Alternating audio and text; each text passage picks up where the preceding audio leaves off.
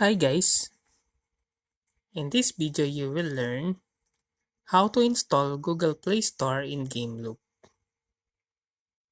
Well, to do that, launch the Gamelope application on your computer.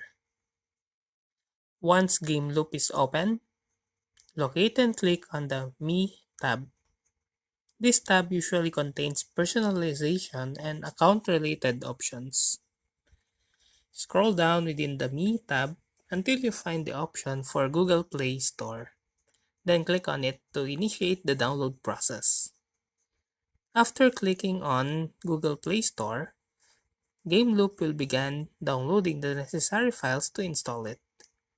Once the download is complete, locate the Google Play Store icon and open it. Follow the on-screen instructions to set up and configure Google Play Store within Gameloop. This may include signing in with your Google account and agreeing to terms and conditions. And that's how to install Google Play Store in Gameloop. If you like this video, please click the like and subscribe and ring the bell icon to notify you to our next video. Thank you for watching.